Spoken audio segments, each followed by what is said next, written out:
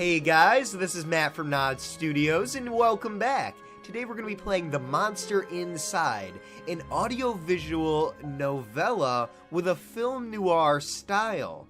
So, this game has a black and white, minimalist texture graphic style to it, which personally I love. Like, I am a complete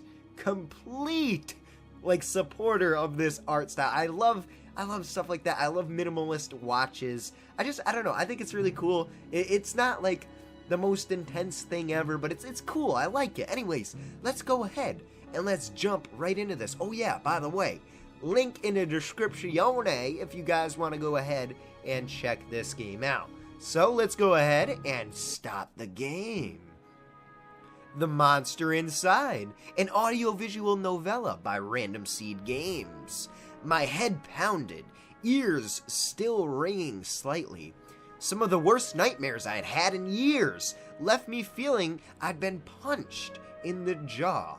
But just like any other day, I dragged myself to the office. That's a good boy. He's a hard worker. I like it. There was another notice on the door from Mayor Vanetti's office. Permits out of date. They didn't like me much and were trying to drown me in paperwork. It was a slow month, weeks since I'd had any real case to work on. So I passed the time pacing the office, smoking and staring at the mirror in the corner, safely covered with an old bedsheet. I don't dare look at my own reflection. I'm too afraid of what I might see, afraid someday I might have to face what I really am. Yeah, I'm scared of my face too. Look at this. You see this? This shit, I wake up every single day, look in the mirror, and it scares me, bro. It really scares me. Y'all see that? It scares me to death. Okay, let's go. The girl came in so quiet, I nearly choked on my cigarette. Mister, please, you gotta help me, mister. Oh, help me, mister. Oh. Sorry about that. Anyways, let's see. We have 3 options to choose from here. We get a little bit of choice, something I always like to see in a game. Calm down, sit and talk slow. Yeah, what can I help you with? You ever hear of knocking for... I'm gonna be that guy. You know what? I'm gonna totally be that guy. I'm sorry. I didn't mean to intrude. It's alright. Sit down and tell me your tale. Jeez, this guy is he's so commanding, man. Anyways, she eyed me with just a dash of suspicion as I tossed back a hand full of pills and chased them with a swig of whiskey. I could tell this might take a while. Her name was Lily. She told me she was his mistress. The man all over the newspapers, the infamous banker, Mr. Reginald Farnsworth. Mr. Farnsworth was a drunk, philandering bastard, but this girl seemed genuinely concerned that he had recently gone missing. Less concerned about the fact that Mr. Farnsworth's wife had just turned up dead in Central Park 2 nights ago. You still don't understand. He just couldn't have done it. He hated his wife, but he couldn't have killed her. Everyone thinks it was him, and no one believes me. He's gotta be in trouble. This case looks pretty yeah, I'm gonna be that guy, dude. I'm totally running with it, man. Well, Mr. Jack. You can call me Jack. Jack. Whoever did that to his wife must have been the one who took him. He would have never left without me. He promised. He made a you never go back. He pinky promised. You don't never go back on a pinky promise. That's something you ain't never do. If you go back on a pinky promise, you don't go back on a pinky promise. I'm sure Mr. Farnsworth promised this poor girl a lot of things. Please, the cops won't listen to me, and they want to bring him in on charges. You gotta prove it wasn't him before they find him. Alright, honestly, I doubt they are in too much of a hurry. Farnsworth had practically the entire police force in his deep pockets. Probably why they hadn't found much yet. If they found him and brought him in, it would be due to public pressure. Sometimes a mob with pitchforks is more dangerous than one man with money. Yeah, it's a sad realization. This happens a lot in our world, too. If you got money, you have power. You've got my curiosity, but you might not like what I find. Oh, thank you, Mr. Jack. Thank you, but please be careful. I don't think this was just any murderer or kidnapper. I think it was a beast. Gasp! A beast! Oh no! Not a beast. The word struck me funny, like when you jar your elbow on a hard corner. Not a word many use these days, except in hushed whispers in bedtime stories for children. Oh, they were real enough, all right. They just got better at hiding, controlling their unseemly urges. But I still hadn't seen any monsters in nearly 15 years, back when I was still a cop myself. Alright, let's go ahead and leave the detective work to me. Let's not jump to any conclusions here. I got a feeling about it. Something tells me you can get to the bottom of it. You're good at this sort of thing. You're damn right I'm good at this sort of thing. It's what I do for a living. Sure, you can't see how busy I am with other cases? I replied a little too harshly. Sarcasm wasn't my strong suit. I reassured her some more and sent her on her way. I didn't want to scare her, but I warned her before she left to keep her doors locked and call me if she saw anything suspicious. I didn't know if she was in any danger herself, but better safe than sorry. That night, I made my way down to Central Park. Ooh, so were we living in New York? Possibly. It was a long shot, but maybe there was something there that the cops had missed. Ooh, we got an achievement! Complete Chapter 1. Sweet. The scene was already picked clean by the cops days ago, but I've got a knack for finding the things others overlook. Ooh. Got a little dead man in a crime scene still all taped up. A knack? More of a symptom of a condition. Other, less useful symptoms I kept in check. But for the time being, my keen sense of smell would come in handy. Oh, he smells that rotting cheese in no, not Mr. Krabs. In Squidward's fridge, he smells that cheese. Oh, and he's coming to get it. Or maybe he smells that tuna. Yeah, okay, enough of that tuna. We don't want the tuna. We don't want no tuna. Keep that away, okay? It was faint, but I could smell it before I even approached the police line. The scent was less of a thing and more of an emotion. Seduction. I knew it. He got taken away by a prostitute.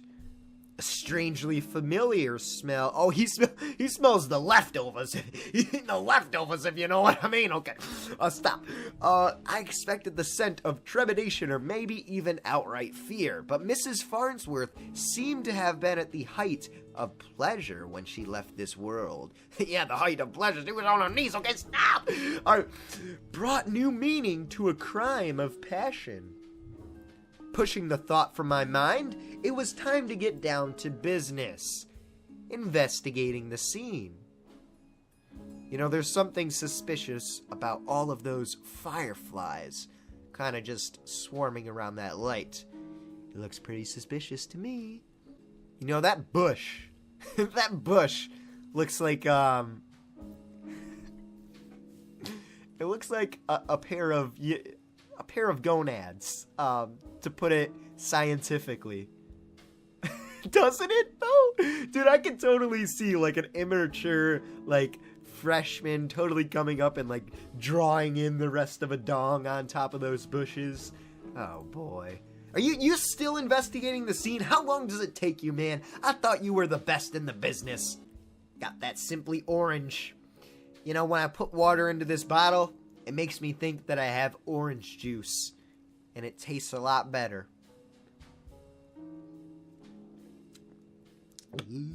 Okay, guys, so I literally waited around for maybe 4 or 5 minutes, and I was just kind of swinging the mouse around like a maniac. He's standing there menacingly. It's the maniac. And anyways, I was swinging it around, and I realized that I'm actually supposed to click on stuff and do stuff. I thought the game was just going to do it all for me, but no, apparently not. So I think that's maybe like a watch or something right there.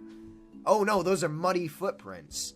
Okay, muddy footprints everywhere. Difficult to pick out anything from the prints the cops left behind in their haste. But cops don't wear $2,000 pairs of Carquinos. It looked like Mr. Farnsworth was there that night and walked away on his own 2 feet. Okay, that's pretty peculiar. Let's investigate the tree. A burn mark on a nearby tree caught my eye. I ran my finger along its length and felt a chill down my spine. This wasn't just any burn mark. This was the mark of an ancient magic. It's doubtful the cops would have picked up on it. Could Lily have been right? Something unnatural was at play here. But I was no stranger to the strange. After looking around for a while longer, I realized the park had given up all it was hiding from me. So I trudged back to my apartment and my head hit my pillow like it owed me some money. Alright, there we go. There's chapter 2. Pretty cool. I like it. Let's move on to the next. The next morning, I was reeling from another bout of ghoulish nightmares, but I tried to hide my discomfort when I saw Lily was already sitting outside my office. She waited wordlessly as I unlocked the door and ripped down another notice from the mayor's office. I motioned for her. I cannot talk. I motioned for her to step aside. Seemingly afraid of what I might say, she finally worked up the courage to ask.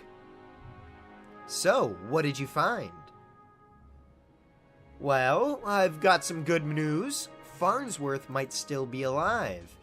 I probably shouldn't give her false hope like that, but she seemed like she needed something to hold on to right then. She didn't need to know about the mark on the tree. How do you know that? Where is he? Found his footprints. Seems like he got out safely. My tone was indifferent towards her as I turned and grabbed a bottle from my desk drawer. A dryness in my throat made it difficult to swallow my meds. Wait, he always talks about, swallowing meds. So could this, be all in his head? Could it be, this case isn't really real and we're gonna find out at the end of the game that he's just a doped-up drug addict? I don't know. That might be a little bit of a stretch, to be honest, but everything's possible in the real world. But you don't know where he went. Do you think the news this morning is related? What news is that? Haven't you heard? Nope. Rough night followed by a rough morning. They found the police chief's wife dead down by the docks. They said it had happened last night. Okay. Let me guess. Chief Amato is missing too. My face might have betrayed a hint of satisfaction as she confirmed my suspicions, but it faded quickly. Amato was a shit cop and a shit chief. He was half the reason why I left the force, but now his wife was dead and I had more questions than I had the day before. The gears in my head started to spin, which wasn't helped by the splitting pain at my temples. I told Lily I needed time to work, and she left slightly dejected. Dejected. It's a weird word. Anyways, wanting more answers than I could provide. That night, after the cops had cleared out of the docks, I would slip down and see what I could uncover about Mrs. Amato's untimely demise. Chapter 3, let's move on. The cold air smelled strongly of salt and oil and something else. that smelly smell that smells smelly. could it be? That smelly, smelly smell? That smell again, like someone had bottled pure arousal and used it as perfume. So is Mr. Farnsworth just a male prostitute with really good smelling perfume? These are questions that need to be answered, people. It hit me like a long forgotten memory, but the sensual fumes soon gave way to a rush of adrenaline. I knew exactly what the scent reminded me of, and that scared me more than not knowing. I looked down at my own hands, shaking. The nightmares, the head. Was it me? Am I the male prostitute who smells really good? Oh no, more things. Oh, this just keeps going deeper, man. No, I was better now. You are the male prostitute. Don't try and hide it. You probably don't even use a condom, do you? You make me sick. You're probably spreading all your diseases and your syphilis. Anyways, I had to focus. No jumping to conclusions. Follow the evidence. Okay. Let's investigate the scene. We got some rope. Oh. Or maybe cigarettes. Okay. Red Phoenix cigarettes. Same shitty brand I smoke every day. Everyone's got their vice. It is me, dude. I'm a chain-smoking Mr. Prostitute who is also working as a detective on the side. It's me, folks. It's me. Oh, man. All right. We got a thing over here by the light. There, just there, the smallest piece of purple fabric, torn and caught in the splinter of a board. The police report didn't say anything about Mrs. Amata wearing purple, and it was certainly of a quality that you wouldn't expect down here. Don't see too many high society types around flaunting royal purple threads. I pulled out my own pack of reds and lit up. I could already feel another headache coming on, but looking out over the waves seemed to help me make forget. The cold helped me push down the uncomfortable thoughts that had been bubbling to the top of my brain. Chapter 4. Already and completed.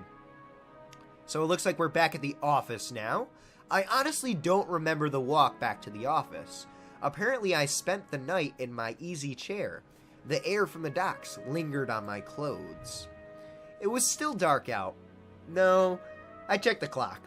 How long had I been out? Had I really slept through the entire day? Dude, you gotta stop slamming those meds. It's not helping, bro.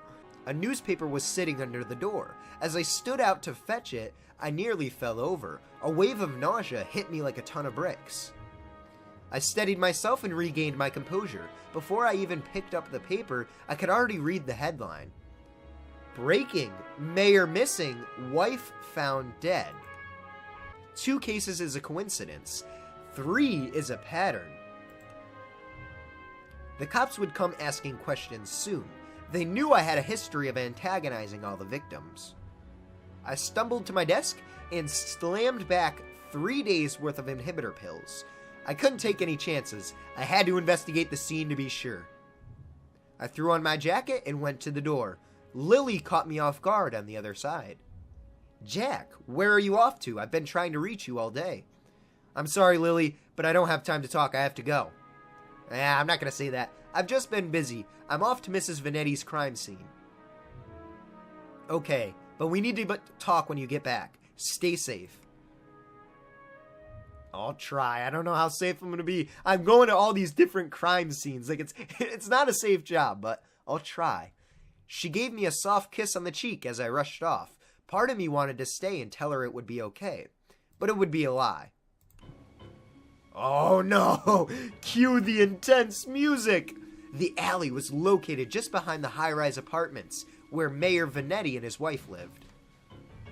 I could tell the police were spooked now. The crime scene was even sloppier than the last. They haven't even bothered to submit the trash into evidence. Okay. Let's see, what do we got? Ooh, we got the trash bin. Why wouldn't they at least look through the dumpster?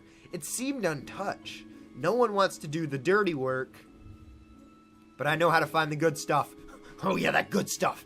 It really doesn't take long if you know what to look for. Lightweight bags usually mean someone was dumping documents. If they were lucky, they didn't bother to shred them. Jackpot! shell companies, shady stock trades, bribes. I knew Mayor Vanetti was crooked, but this was unbelievable. And there was more. Letters between Mayor Vanetti and Chief Amato, talking about me? How they were trying to get me to shut down? They didn't like me snooping around crime scenes all the time. Well, they weren't here to stop me snooping around this one. Ooh, alright, they might be plotting to kill me. What if I get back to my office and there's like assassins waiting there for me? Vanetti's car. If he's still alive, why wouldn't he have left in his car? It didn't make any sense. I honestly wasn't too motivated to find him, but the stakes were too high, and my bet was edging towards the unthinkable. As I searched around for anything that might assuage my... Assuage? You mean like sausage? My fears, I caught the scent again. Oh no, not the scent of male prostitute. No! It overwhelmed my other senses with undulating pleasure. It was intoxicating, a weapon used on the weak-willed, a weapon I knew all too well, though it had been many years since I had used it. Was there another like me? Was I being framed? Did I commit the... Oh no, it wasn't possible, was it? I was taking my inhibitors. I was reformed. But the nightmares, the headaches, the memory it was me, wasn't it? I couldn't even trust myself. I'm right. Hey, I'm pretty smart. All right. I started walking back out of the valley. I started walking back out of the alley when something shiny caught my eye. Ooh, a watch. A nice little Rolex. I'll pocket that bad boy for myself, why not? Not just any watch, though. Oh, wait, upon closer inspection, it appears to be my watch. How long had my wrist been bare? Surely I just dropped it when I first came down the alley. I checked the time just before I left the office, hadn't I? Or had I used the wall clock? I couldn't be sure. Oh no, I couldn't be sure of anything. So I ran. Oh no, this guy. I don't know why I ran back to the office. The cops would probably show up any minute to knock the door down and cart me away. They would put it together before long. Maybe it would be best for everyone if I simply faced my own reflection. But Lily was still there waiting for me. Jack, what's wrong? You look like you've seen a ghost. My own ghost came back to haunt me from the past. You're not making any kind of sense, Jack. Come, sit. Oh, no! So is she really like my psychologist? And this is my psychologist's office? You don't understand. You're not safe. Is she my psychologist? What? I took a good last look at her as I prepared to shove her out the door. I noticed she was wearing the same thing she had when she first came to my office 3 days ago.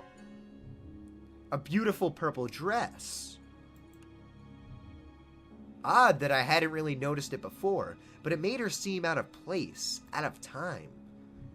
Wait, so we did find a yellow fabric at the crime scene. So maybe it really was her and I'm just a really doped up detective? I don't know, I'm still kind of confused. It was frayed around the edges, torn in places. My chair caught my fall as my knees failed me. It was you! You are the monster! Succubus! Oh, Jack, we are one and the same. You and I. We are both monsters. I'm simply more honest with myself. There's no such thing as reformation. Those pills you take only make you dull. Oh no! Okay, so she was the one who really did the murder. Maybe I also took part in it though, because my watch. So if I lost my watch at one of the crime scenes, it was probably me, but the police didn't pick it up. So there's a very real possibility that I actually was just, totally doped up and I dropped it and didn't realize it, because if I had dropped it originally at the crime scene, the police probably would have picked it up. Beasts like us should never suppress our true natures as you have, incubus. Those men were probably dead too now, I figured. She probably took them to her lair and harvested their seed. Yeah, she harvested that seed, you nasty. Don't be doing that, man, come on. So, you've done all this just to wake me up? You could say that, though it seemed enough just to have you doubt yourself. You believed you were still capable of such horrors, which means deep down, you probably are. You can't escape it. Now I need you to complete the deed.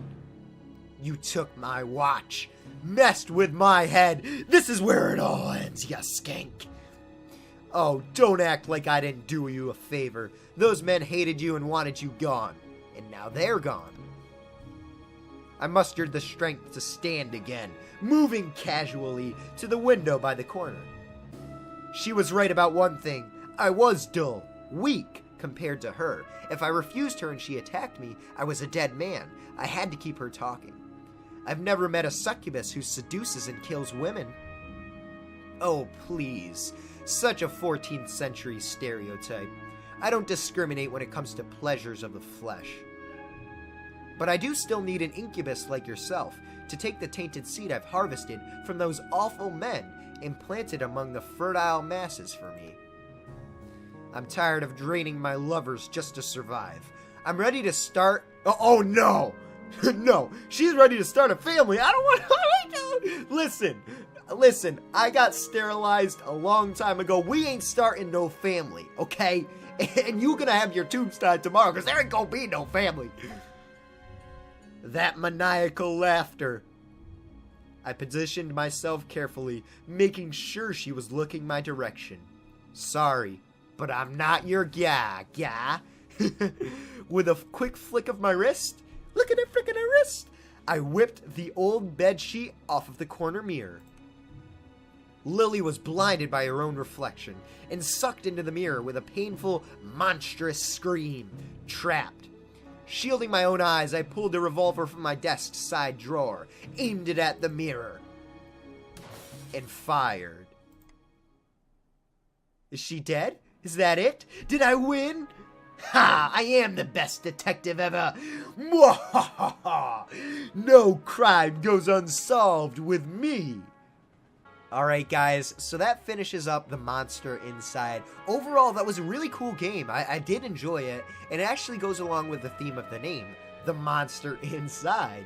So it had me kind of quavering back and forth. I still don't know if it's just me, because if I really am all nutso bonkers, then Lily could have just been a figment of my imagination, and I could still be insane, and I could have been the one who actually went around and did all those murders. So I'm still kind of a little confused. Like, I don't know if Lily was just a manifestation of my mind, or if she was an actual person.